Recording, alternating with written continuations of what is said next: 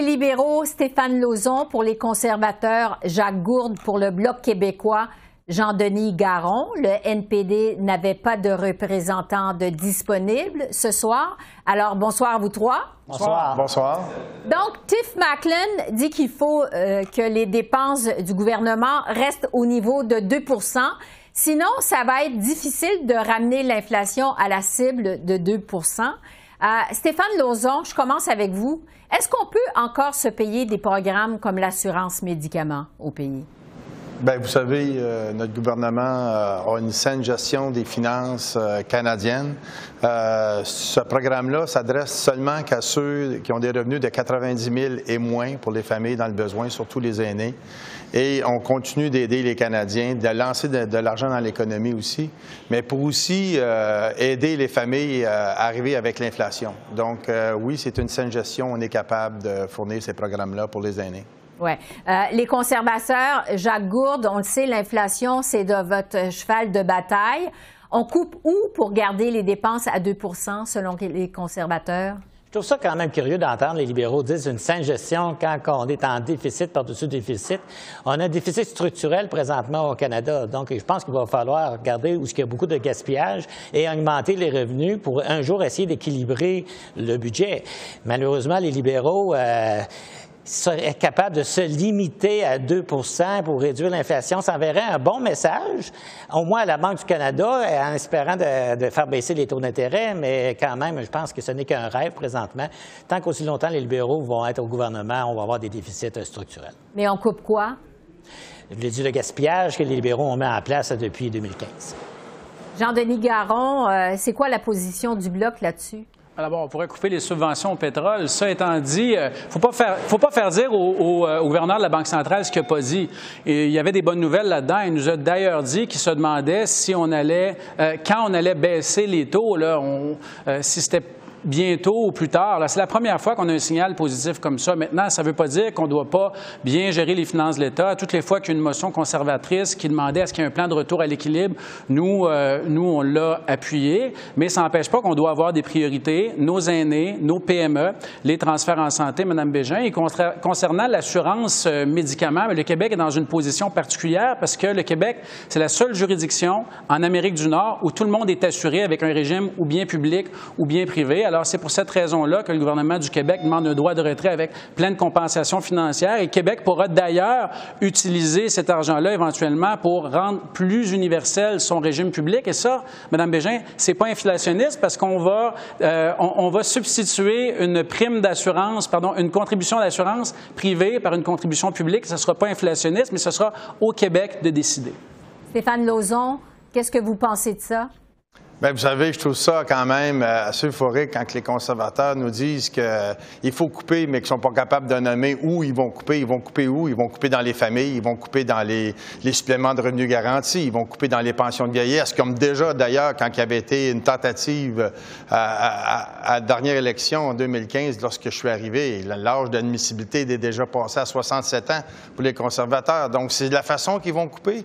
Donc, nous, on a décidé d'investir dans les Canadiens, dans les Canadiennes. On a décidé de supporter pendant la pandémie et on est quand même dans les pays du G7 dans les meilleures conditions financières.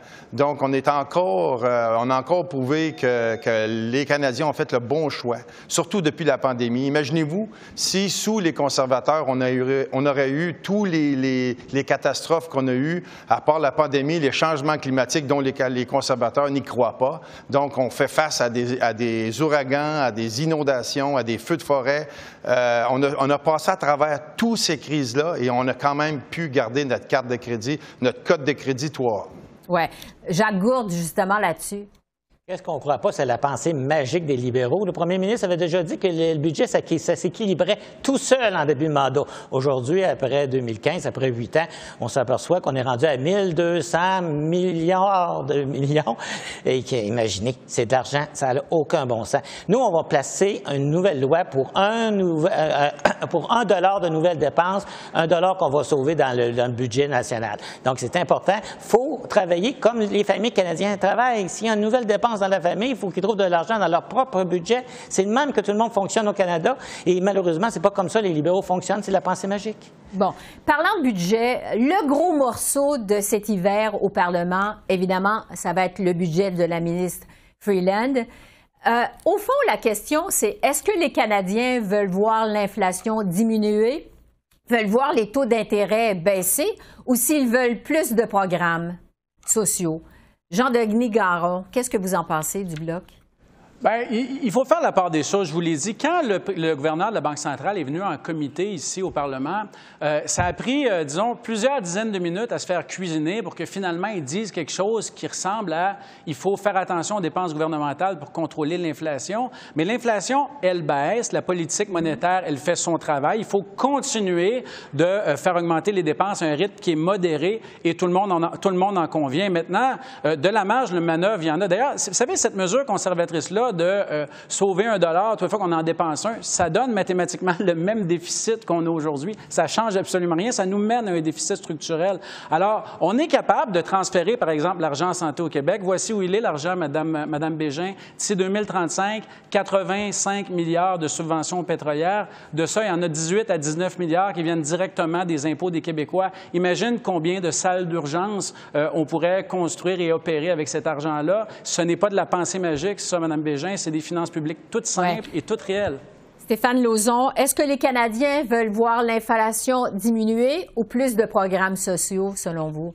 Ce que les Canadiens veulent, c'est l'abordabilité. Ce que les Canadiens veulent, c'est de croire à un gouvernement qui vient en aide aux Canadiens et aux Canadiennes dans des temps difficiles. On vit des moments extrêmement difficiles partout à travers le monde, mais on n'en échappe pas au Canada. Donc, ce qui est important, c'est d'être là, contrôler les dépenses, d'être juste, d'avoir une saine gestion, puis faire en sorte qu'on ait des programmes qui viennent toucher, comme exemple, le plan dentaire qu'on vient de mettre en place, qui va sauver énormément d'argent pour nos aînés qui ont besoin de la santé buccale.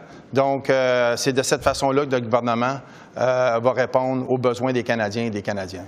Jacques Gourde, est-ce que les Canadiens veulent voir les taux d'intérêt diminuer ou plus de programmes sociaux, vous pensez? Les Canadiens, présentement, malheureusement, ont beaucoup d'endettement, des grosses hypothèques, les cartes de crédit sont pleines.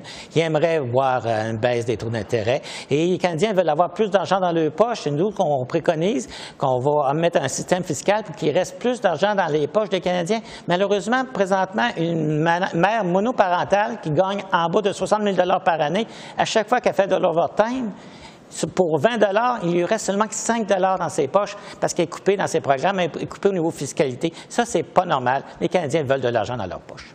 Alors, c'est tout le temps qu'on a. Merci à vous trois. Merci beaucoup. Merci. Bonsoir. Au revoir. Bonsoir.